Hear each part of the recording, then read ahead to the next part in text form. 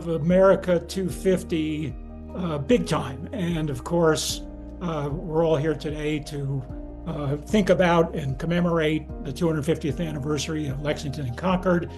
You all know that all over the country, celebrations and commemorations are taking place, most notably back in Massachusetts. 2 weeks hence, there's going to be, among other things, a recreation of Paul Revere's Midnight Ride on the 18th, and the next day in Lexington and Concord, reenactors, thousands and thousands of people will gather. And I kind of wish we all lived back east to be able to partake of that. We're not able to be there, but we'll be there in spirit for sure. As Dick mentioned, I do have 12 Patriot ancestors. Among them, I had 2 who answered the alarm at Lexington, as was true of so many Patriots, however, who answered the alarm. They got there too late. It was over relatively quickly, and so some of the outlying towns, they sent their militiamen, and the party was over. So that was the case with my 2. Today, I'm not going to really be covering the battlefield tactics. Not going to be talking about, who fired the first shot, that sort of thing. Instead, I'm going to try to give you a different perspective, and really a perspective about the key players and their stories. And of course, in the middle of it, Paul Revere, and I'll be talking a fair amount about him. So let's just, with Edwin's help, see if I can get my slide deck up. Are you able to see it? Can you see the slides? Yeah. Great. Okay. So my talk's entitled Paul Revere's Midnight Ride, the shot heard around the world. One of the famous etchings of him tearing through the streets of probably Charleston. And of course, we know that a lot of the mythology of the Midnight Ride stems from Longfellow's poem from the 1800s, in which he depicted Paul Revere as the lone rider who left Boston and screamed out to all the people along the way, the British are coming. And the first thing I want to correct in that is nobody said that. Nobody called the British soldiers British, because everybody was still British. They called them the regulars. And so if you're going to read any book about Paul Revere's ride, don't rely upon the poem. It really isn't the authoritative source. I will mention 2 books. I'm going to hold up one here. This book won the Pulitzer Prize back in the 1940s. It's probably the seminal book about Paul Revere and his world, as that's entitled, The World He Lived in. Esther Forbes wrote this one. The second one I commend to your reading. Some of you may have read it. David Hackett Fisher, he wrote Paul Revere's Ride, chock-a-block with facts and details and hour-by-hour accounts of what Paul Revere was doing during these critical weeks and days. Much of it derived from Paul Revere's own memoirs that he kept and wrote and published. So here's what we're going to cover. We're going to talk about the protagonists and antagonists in the drama. I'm not going to go back to the 1774 and prior time frame. It's difficult to talk to an audience of my SAR compatriots because I fear some of you know more about this subject than I do. And of course, we can talk for hours about the Tea Act and the other events that took place in 1774, the Intolerable Acts. All of that is the prehistory to what I'm going to talk about, which is these critical months from January to March, leading up to the Battle of Lexington and Concord. A fair amount about Paul Revere's involvement in all of this, a little bit about the actual battle, and then the aftermath, and so forth. So I'm going to talk very fast. I apologize in advance because I got a lot to cover. There'll be a lot of pictures. So fortunately, there's a lot of slides, but it's a lot of pictures. So let me start with some of the key protagonists. On the left, you see General Thomas Gage. Now, Gage, I think, was between a rock and a hard place. He had been serving as the commander-in-chief since 1763. That was the end of the French and Indian War. He became the governor in May of 1774, the governor of the Massachusetts colony. replacing Thomas Hutchinson, who was sort of unceremoniously shown the door after the Boston Tea Party and so forth. He was really, although he was not present at the Battle of Lexington and Concord, he was controlling a lot of the activity, certainly preceding it, and we'll talk about that in a minute. We'll also talk about his wife, and I'm not going to give away the story, but his wife plays a prominent role in all of this as well. On the right, you see Lieutenant Colonel Francis Smith. It was Smith who led the main body of the troops from Boston out to Lexington. More on that later. He was 52 years old. I should mention some ages here. So General Gage was 55 years old. Lieutenant Colonel Smith, 52 years old, relatively, older soldiers across the board, as you'll see in a minute, but on both sides of this activity. Also on the British side, protagonists, Hugh Percy. He was with the 5th Regiment of Foot. He was a younger man at 33 years old. He was from the House of Percy. He was the 2nd Duke of Northumberland. He was one of the richest men in England, and yet he came to America as a soldier and ended up playing a critical role in the Battle of Lexington and Concord. It was Percy who took command after the catastrophe at Concord. He served as leading the rear guard on the way back to Boston, another disaster.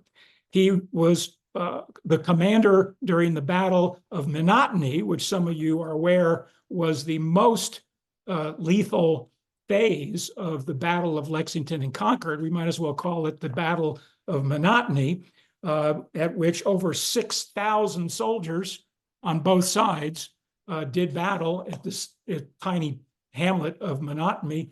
The British lost 40 men killed. The rebels lost 25 men killed. This was all Hugh Percy leading the British side of that.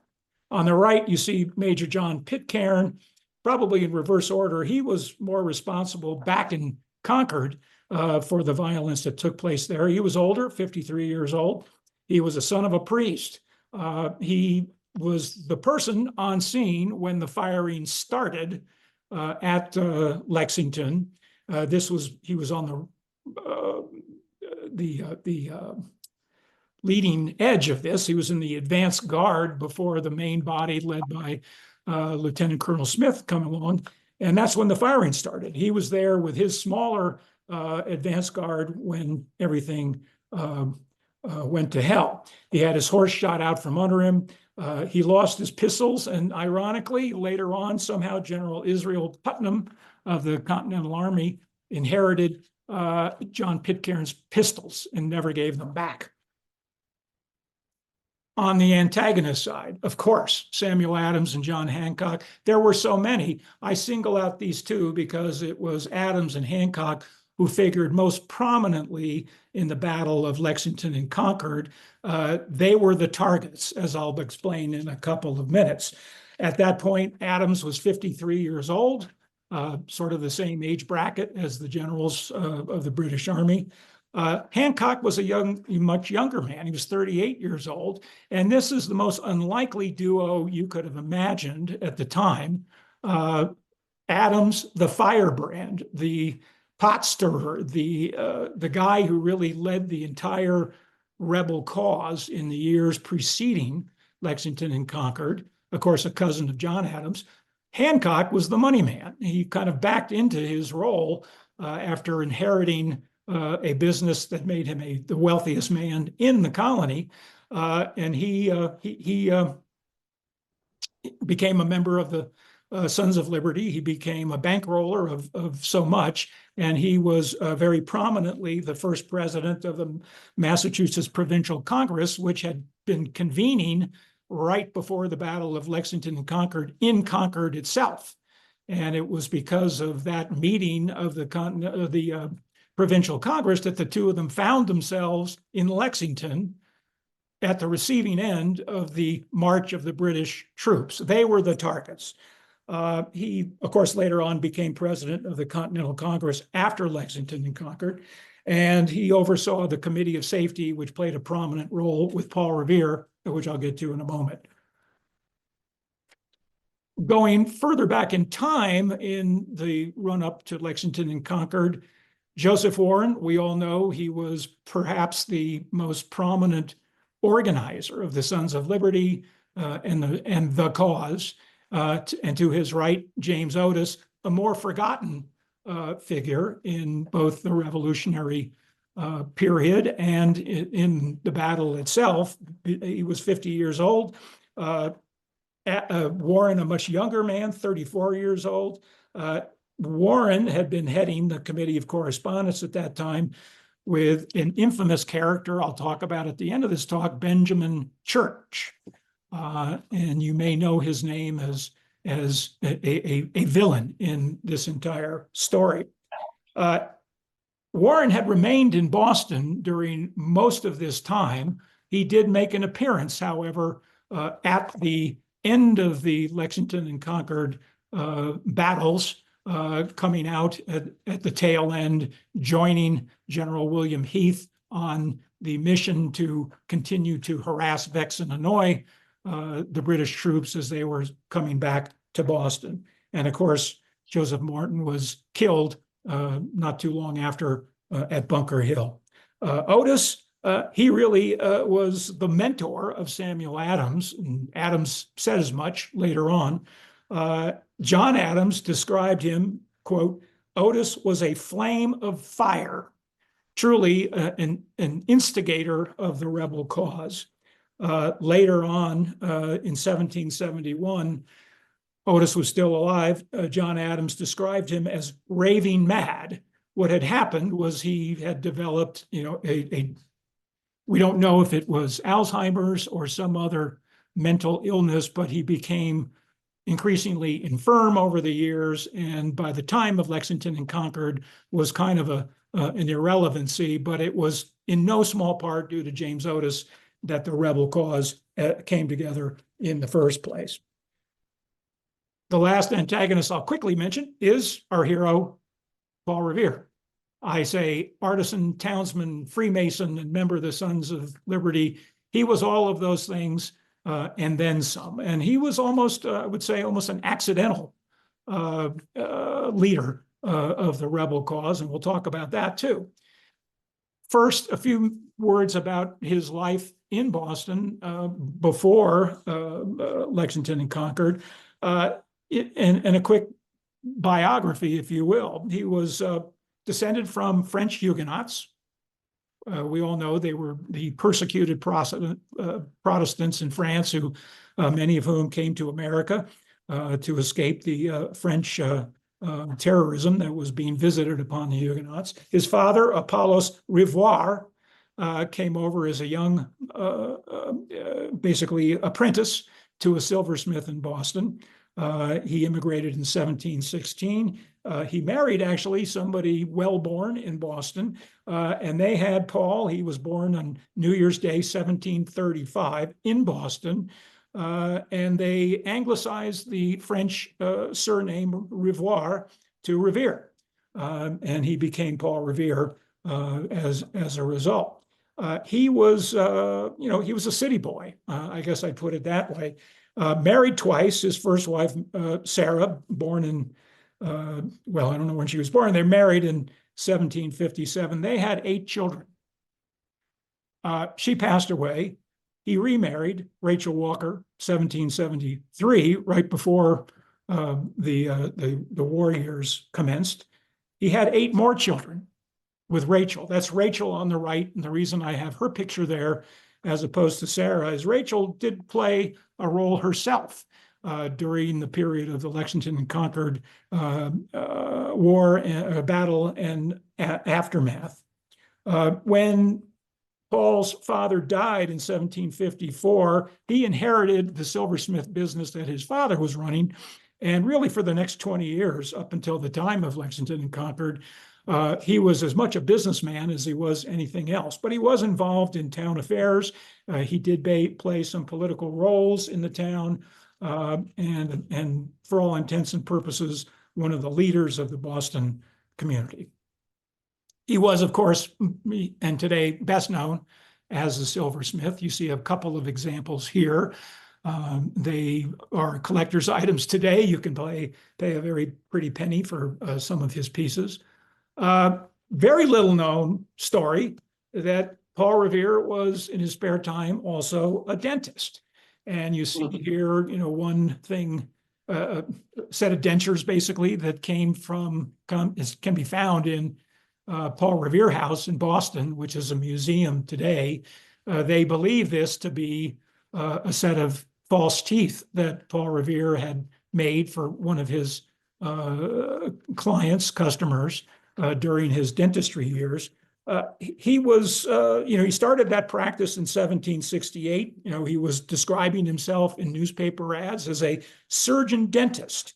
And one of the most interesting aspects of his dental expertise is he's thought to be the very first forensic dentist.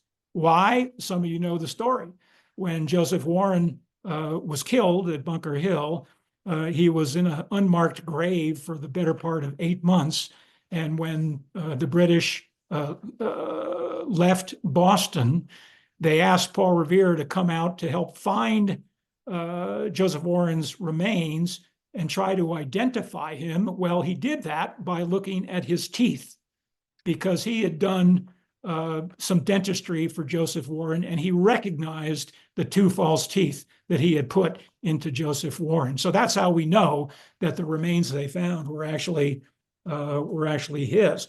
Revere, also a very little known fact, was kind of a man of medicine. He went on later in life to be the county coroner in Suffolk County for a number of years. He was president of the Boston Board of Health, and also developed some expertise in treating victims of mental health disease. So a lot of interesting things that Paul Revere was up to before, during, and after Lexington and Concord. All right, real quick. What was going on in those 3 months before Lexington and Concord? Well, we know that by January, a lot had happened in 1774, but New England was incredibly deeply divided. I call out here in the slide the Ruggles Covenant, just to remind ourselves that there was no unified view within New England about the crown, Parliament, taxation without representation. The populace was deeply divided. The Ruggles Covenant was actually adopted in Marshfield by an organization that had been formed there called the Associated Loyalists. And they were very proud and vocal loyalists. They formed their own militia and stood out quite prominently in support of the crown.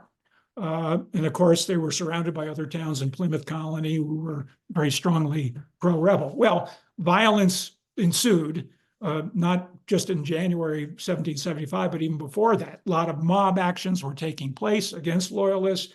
It was violence in the streets. In February, the Provincial Congress convenes out in Concord, as I mentioned. Hancock becomes the president. The Loyalists are objecting mightily to this Provincial Congress, that it was unlawful, it was treasonous. There were a lot of attempts to shut it down unsuccessfully. The Loyalists were outmaneuvered by the rebels. And in that same month, General Gage, who's, like I say, between a rock and a hard place, he wants to know what's going on. He starts sending his troops out into the countryside to see firsthand what's happening, what's being organized. Is it a threat? And one of the things he did was he sent troops to Salem, where there was a large supply of gunpowder that was stored there. At least they thought so. They went out there and it wasn't there. It was later described as a ridiculous expedition. But he was trying hard to get his handle on what the countryside was feeling and thinking and doing. By March, the battle lines really had been drawn. Some epic speeches took place, as you may know, at the 5th anniversary of the Boston Massacre, including Joseph Warren, Samuel Adams, speechifying there. The newspaper propaganda was intense. And of course, Adams and his cousin John were both submitting and authoring a lot of anonymous tracts. Gage, in the meantime, had a lot of info from a loyalist spy. I put a question mark there. Some of you may want to guess who that person was. That will be revealed in a few minutes. March 24, the Provincial Congress publishes this broadside in which they're quite starkly saying our implacable enemies are unremitting in their endeavors by fraud and artifice, as well as by open force to subjugate this people. Be ready to oppose with firmness and resolution. You can't miss that war is coming when you read this excerpt from the Provincial Congress broadside. What's Gage doing? Gage is waiting to get orders from London. He needs to know what his marching orders are, quite literally. And he finally, on April the 16th, receives a letter from Lord Dartmouth. Somebody give me a warning when I'm running too long. Lord Dartmouth was the secretary of the colonies. Let me give you his exact correct title. Dartmouth College, by the way, was named after him. So Lord Dartmouth finally writes a letter in January. It doesn't get to Gage until April the 16th, but he reports and orders the king's dignity, honor, and safety require that in such a situation, force should be repelled by force. This is a clear instruction to Gage that he needs to meet the enemy. He needs to bring the battle to the colonists and, as you see in the second quotation, arrest and imprison the principal actors and abettors. Well, he knew that Adams and Hancock were out in Lexington, and he knew that mischief was afoot, no small part due to them. And so that was his marching orders. The trigger's now pulled. Revere, in the meantime, is very active as a quote unquote express. That was the word that was used then to describe somebody who was a horse-mounted messenger from here and there. And you can see that this was not a new thing for him. The first recorded ride that he took was back in 1773. This is a very short list. In David Fitcher's book, there's about 20 examples of him serving as a messenger before we get to April of 1775.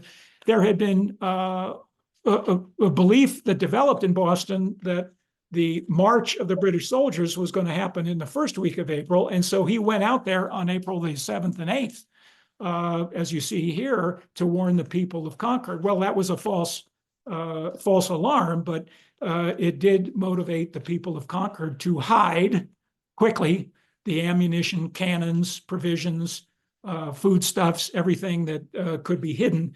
That this was the tip-off on April the 8th that at some point, maybe today, maybe tomorrow, the British were coming. And so it was. The Midnight Ride. April the 18th, 10 p.m. Dr. Warren getting information from his sources that, in fact, the troops were about to leave Boston, heading to Lexington and Concord. He summons Revere over, and according to Revere's autobiography, he begged that I immediately set off for Lexington. And so he did. He left Boston 15 minutes later, covered 13 miles in 2 hours. And during that 2 hours, we remind ourselves, he was stopping very often to knock on doors, warn people that the British were coming. I should say the regulars were coming. But he covered that territory in 2 hours. He arrived in Lexington at midnight. He knew that Adams and Hancock were staying at the Clark House. More about that in a second. And followed half an hour later by William Dawes, another forgotten character, the other writer that made his way out to Lexington that day, taking a different route. By 1 to 2 a.m., they had warned Adams and Hancock, and they were off to Concord. On the way, Revere's captured. His captors start to take him back to Lexington. They hear a shot. Oh my God, what's going on? They suddenly have fear for their own safety. They release Revere on his own recognizance, and he goes on to Lexington. The alarms are sounding, the bells are ringing, 2 a.m. in the morning. This is a map, not my map, but a very good map showing the ride itself. The blue line is Revere. The green line is William Dawes. He took a different route over the Boston Neck. Revere took a boat over to Charleston and proceeded. You see where there's a couple of red horses there. The British patrol turns back Revere. Well, he galloped away and took a side route up to Medford and around and got to Lexington ahead of Dawes. But these were the routes that the two followed to get out there. The first destination was Clark House. Now that was, today it's called the Hancock Clark House. Why do they call it that? Well, the house was actually built by John Hancock's grandfather, and he lived there. And as a boy, John Hancock actually lived in this house that they later occupied on the evening of April the 18th. It's now operated by the Lexington Historical Society. On the right is the famous Buckman's Tavern. Many of the militiamen were assembled there already by the time that Revere and Dawes arrived in town. And there was a lot of activity inside the tavern right then. Early morning, Revere has come back to Lexington from almost being captured and taken back by the regulars. He, Hancock, and Adams take off. They go over to Woburn. By the way, in Hancock's really elegant coach, I mean, a dead giveaway that somebody important is fleeing the scene. He's in his fancy coach doing this. Where's the salmon? So when Hancock and Adams and Revere left, Hancock had been looking forward to this really nice fresh salmon dinner, and they left the salmon behind. So when they get to Woburn, Hancock says, will somebody please go back and get my salmon? And they actually did that. They went back to the Clark House, got the salmon, brought it back. He ended up having a nice salmon dinner that night. What about my secret papers? In the second story of the tavern, he had left a trunk of very secret papers that could incriminate not only him, but everybody else in sight. So Revere goes back to get the trunk. And that's when the Battle of Lexington breaks out, is as Revere's trying to haul this trunk out of the tavern to safety. Well, he's doing that as the first shots erupt, and he and another rebel are carrying this off into the woods. So that's what Revere was doing during the battle, was trying to take Hancock's secret papers to him in this trunk. This trunk still exists. It's in the Paul Revere House Museum in Boston. You can see it. So they leave Woburn, and because the attack is coming their way, they think, so Adams and Hancock depart Woburn. They go off into the countryside. Adams loves the fact that war has broken out. I mean, this was all Samuel Adams was hoping for. And so he turns to Hancock in the carriage and says, it is a fine day.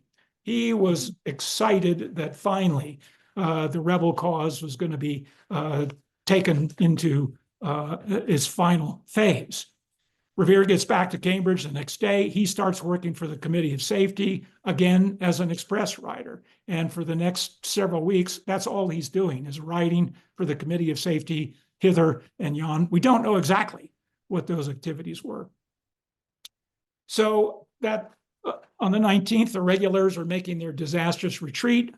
The rebels have now been reinforced, and among others, Brigadier General William Heath takes command of the forces as they're chasing the British regulars back to Boston. He's joined by, of all people, Dr. Joseph Warren. We don't really think of Warren as a soldier or a militant except at Bunker Hill, but he was actually at Battle Road as that battle was ensuing. And for the next 4 hours, the rebels were chasing the British troops back to Charleston. And really, that was the defining event, everybody, I think, concludes today, for the rebel cause.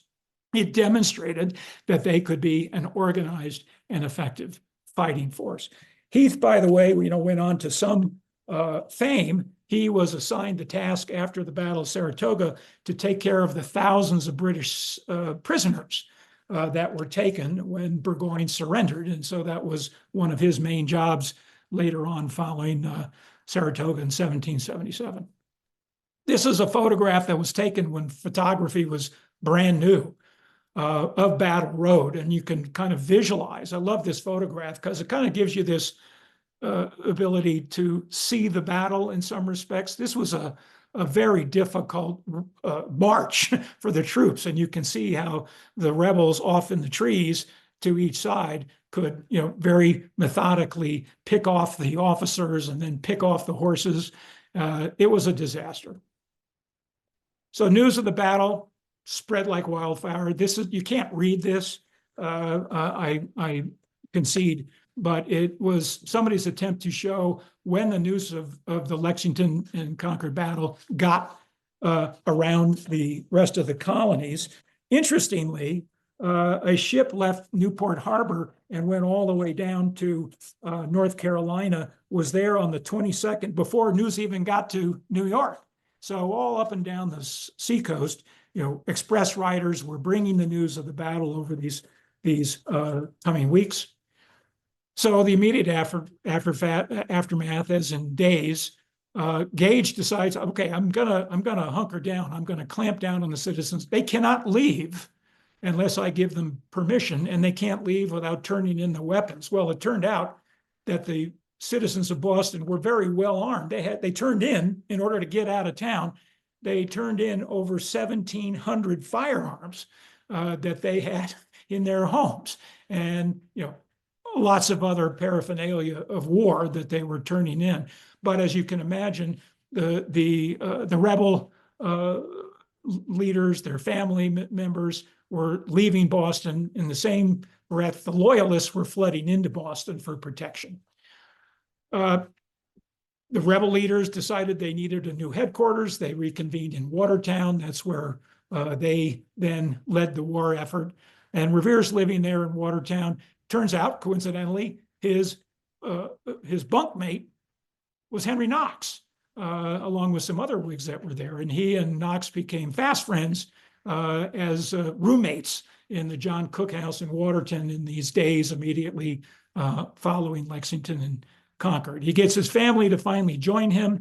They had a hard time getting out of town, and it took them weeks and weeks of negotiations for his wife and his children to join him come from Boston. In the meantime, Joseph Warren is writing to London, to Ben Franklin in particular, pleading with Franklin to work with sympathetic English political leaders to turn this thing around. He uses some pretty harsh language here, but he's basically saying to Franklin, please, please, please help us stop the insanity. And obviously Benjamin Franklin couldn't do anything. His hands were tied. April 30, Dr. Warren writing again. This was a call to arms. The barbarous murders of our innocent brethren on Wednesday the 19th has made it impossible, absolutely necessary that we immediately raise an army. This is going out quite broadly throughout Massachusetts and into the neighboring colonies. And the other colonies were generally developing not just sympathy for, but strong support for the Massachusetts cause. May through July, real quick, Continental Congress is created, the Second Continental Congress, that is, and they start meeting in May. Washington's commander-in-chief, of course, Bunker Hill, in mid-June, takes the life of Joseph Warren. Another turning point, however, because the colonists fought hard and killed a lot of British soldiers in the process. Washington didn't think much of his troops. He arrives in July, described them as exceedingly dirty and nasty people. And proceeded to try to whip them into shape. Then the siege of Boston begins. In June, sadly, General Gage, caught in the middle of all this, is relieved of command. William Howe takes over, and Gage goes back to England in October. So what's up with Paul Revere in the meantime? He had tried valiantly to get into the army. For whatever reason, none of these biographies quite explain it. They won't take him. And so he's kind of a man without portfolio, but he is asked to start printing money for the new independent Massachusetts colony and ultimately the Continental Congress. This is an example of the very first currency he designed, engraved, and printed. I was showing Edwin the other day when we were rehearsing a little bit. I managed to track one of those down and buy it. So I have a copy of this, and you'll see on the back, it's what's called the sword and arms design on the back. It says, issued in defense of American liberty at the top, and the soldier's holding in his hand the Magna Carta. So that's one of his jobs. His war service, as I said, he didn't get into the Continental Army, but he did a lot of other things. In November, he began making gunpowder. He was sent to train himself on how to make it, and then he opened his own powder mill in Canton, Massachusetts. He then got stationed on Castle William in Boston Harbor, which was an island. It isn't anymore. Now it's a recreation area with swings and restaurants and so forth. But at the time, it was an important fort, which was ultimately destroyed. He had a couple of brief deployments in the militia, but nothing significant, no real combat per se.